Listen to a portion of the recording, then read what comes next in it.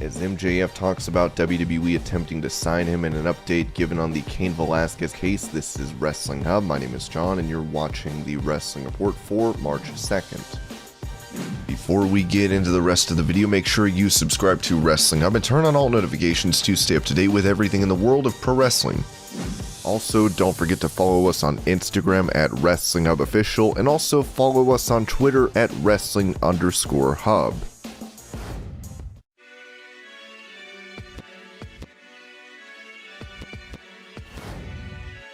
The Hollywood hunk Ryan Nemeth was apparently going to be late for AEW TV due to a late flight, but Luchasaurus saved him from missing that plane. Ryan recalled the story on Twitter as he wrote, "Luchasaurus and I haven't always seen eye to eye, but today I saw a different side of him. My flight out of LA was delayed due to a medical emergency. None of my business, and I was sprinting, yes, really sprinting, except on the tram ride. Across the entirety of Dallas-Fort Worth Airport, pretty sure I was missing my connection to Jacksonville, but trying anyway. The next flight I could get on would make me late for call time tomorrow with TV. I had to try. After a long panicky run across the airport, I finally ran up to the gate. I was certain it would be closed and empty. Instead, what I saw was Luchasaurus physically holding the door open, insisting that they wait for me to get there before they take off. He knew my flight was delayed and was doing everything in his power to try to help me make it. This dinosaur man was literally holding the door and blocking it, asking the airline staff to please wait because Ryan Nemeth has to make this flight. Somehow this worked, and we all shared a laugh when they realized that I made it. Like I said, we haven't always seen eye to eye, in or out of the ring, but today his actions spoke louder than any words ever could. Put that on Reddit."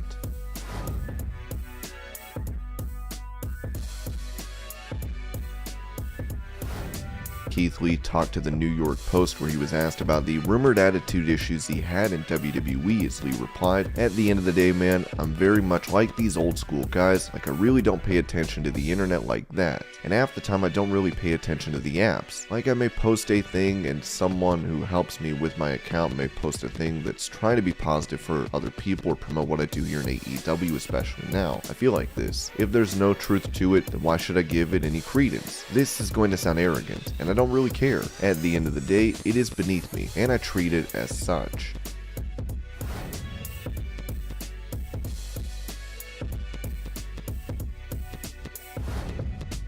Gearing up for his title unification bout against Brock Lesnar at WrestleMania 38, Roman Reigns spoke on WWE's YouTube channel about his favorite Mania moment, saying, "You want me to pick my favorite WrestleMania moment? It's pretty much impossible. I have so many of them. I'm a 5-time, soon to be a 6-time WrestleMania main eventer. I should have been a 7-time main eventer if real life COVID didn't happen. As a matter of fact, I think I'll go with 2021 at Raymond James Stadium. I smashed him, stacked him up, and pinned him. I created the most definitive WrestleMania main event finish of all time. So yeah, when I beat Daniel Bryan and Edge, like it was nothing."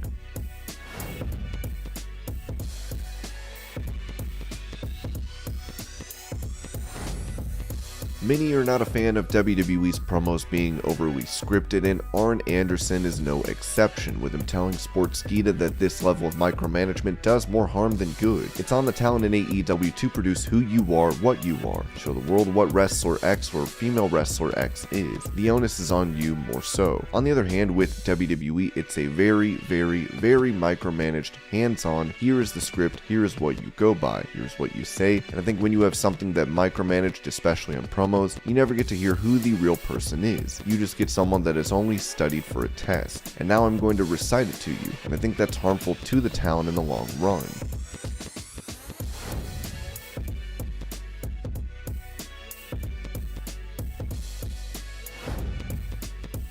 Talking to Fight and Focus about his upcoming match against Eddie Kingston, Chris Jericho noted that he's prepared for this bout to steal the show at the Revolution pay-per-view. "I'm expecting it to be a show stealer, but in a completely different way than someone who's rating matches by how many high spots there. I don't think there's going to be a lot of high spots with Eddie Kingston and Chris Jericho. I think there's going to be a lot of animosity, a lot of hard-hitting. Violence is cliche, but I think it's going to be a fight everybody can feel while they're watching."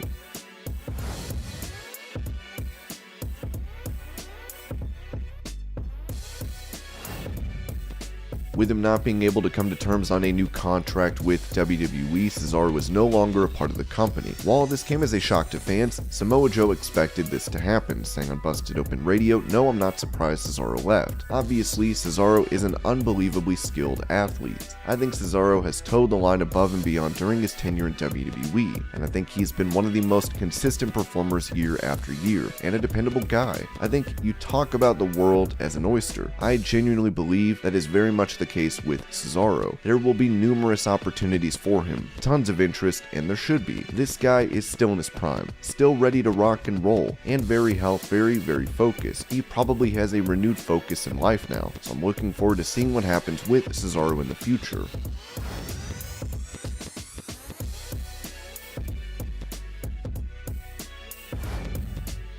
Going back to the topic of the Revolution pay-per-view, AEW President Tony Khan noted while speaking to DAZN that this show will be the promotion's finest hour. Really, this is perhaps the best card we've ever assembled. We've hit our stride with our pay-per-view offerings recently, and you can see that with what we try to deliver to our fans in 2021. We want to continue to give our fans excellent quality when they sit down to watch AEW. We can't just deliver one big show, then be satisfied. We have to keep moving forward. At Revolution, with the names involved, I think you're going to see an excellent wrestling show. I'm very confident that the talent will deliver in the ring, but it's also important that we use the show to build what we want to do for the rest of the year. This is going to be a show where some storylines end. We're also going to see new storylines emerge. We've built into the show so well in recent weeks, and you'll see the hard work pay off at Revolution.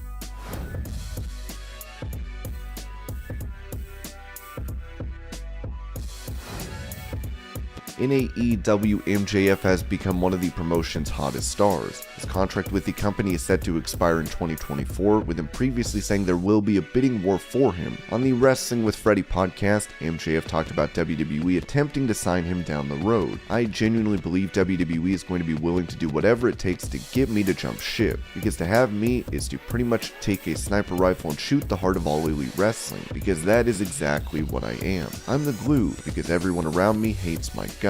Everybody wants to punch me in the face. I am the top tier guy that everybody has a problem with. When you take your biggest antagonist, even though personally I feel I'm a protagonist, when you take your biggest antagonist and you take them away, what do you have? What is the Batman without the Joker? He's nobody. He is boring and has no intrigue whatsoever. There is just no success without having that thorn in your side. I got no problem being that thorn because it makes me a ton of money. So to answer your question, Fred, yeah, I do believe that these people are going to shill out a lot of cash for me. Talking about business ventures outside of wrestling, MJF said he'll be a movie star in a decade. By the time I turn 35 though, I'm probably going to be well and done with wrestling. I'll have probably achieved everything that I possibly can in the pro wrestling genre, and by that time I can imagine all of you will be seeing me on billboards for movies and TV shows."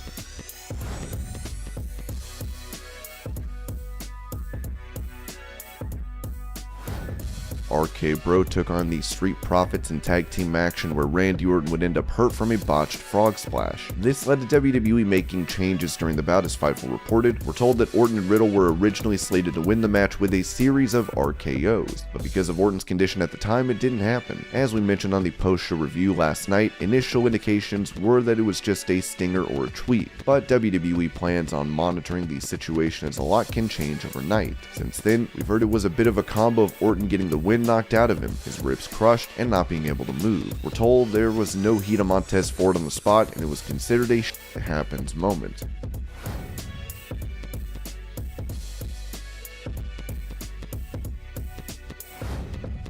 On the Masked Man show, AEW star Bryan Danielson said he wants to face the Son of Taz, Hook, so we can see his approach to pro wrestling. My time in AEW, I've been excited for all the matches because they are all, it's not like I'm wrestling the same guy twice. With the exception of the Hangman matches, and both of those matches were different animals, and I was excited for both of them. I wrestled Lee Moriarty and Daniel Garcia in the last 2 weeks, and not that I picked those two people, they just made sense with the story. I was really excited to see what they could bring to the table, to put to them, hey, what do you want want out of this match. I don't want to tell you how to do this match. I want to see what you think this match should be. That was a lot of fun for me. They're both young, but they both have really good heads on their shoulders, and two completely different human beings and different approaches to wrestling. That's been fun for me too, being around the younger guys. Maybe they learned something from me, I don't know, but I'm always interested in their perspective on wrestling, because I don't know how Daniel Garcia is, but say Hook, he wasn't even born when I started wrestling. He doesn't know Vader vs. Sting from '92, let alone the '80s stuff I watched as a kid, because he has no reference to that. His reference for wrestling is completely different. I'm interested to see their perspective. It's always a learning experience for me, and that's a lot of fun.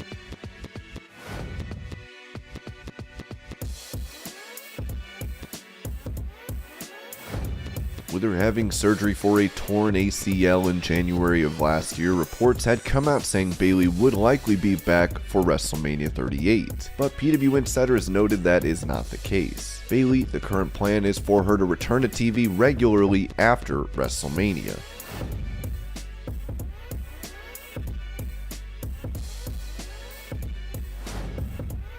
Former UFC heavyweight champion Cain Velasquez was recently arrested on charges of attempted murder. Now, the Mercury News has noted that on Tuesday, Cain allegedly shot and injured the stepfather of Harry Eugene Ghilardi. Ghilardi had been previously charged with molesting a close relative of Cain at a daycare in San Martin, California, run by Ghilardi's mother. Last Friday, Ghilardi was arraigned with one felony count of a lewd act with a child under 14 as the judge granted him a supervised release. At 3:15 p.m. on Monday, Velasquez apparently shot multiple rounds at a car carrying Ghilardi, his stepfather, and one other person. While the stepfather was struck, he is expected to survive. Velasquez is being held at Santa Clara County Jail without bail, as we'll keep you up to speed on this case. So far, Cain has 10 charges against him, including first-degree attempted murder, multiple accounts of assault with a deadly weapon, as well as shooting a motor vehicle while having people inside. Santa Clara County DA Jeff Rosen would say the sad tragedy is that Mr. Velasquez chose to take the law into his own hands, endangering the public and everyone in the truck. This act of violence also causes more pain and suffering to his family.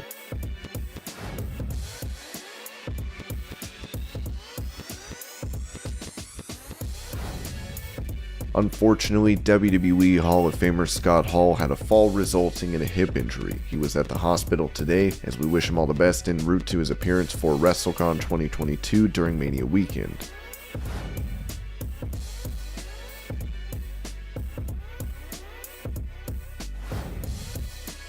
Mike Johnson of PW Insider would also report that WWE has released their Global Talent Strategy and Development Manager, Lizette Pineda. She'd been a part of the company since January of 2020, with WWE releasing this statement. With the continued evolution of NXT 2.0, we've decided to part ways with some of the staff based in our Performance Center. We thank them for their many contributions throughout the years, and we wish them the best. And this was your Pro Wrestling News Update. I hope you're all having a great day. Thank you so much for watching, and I'll see you later.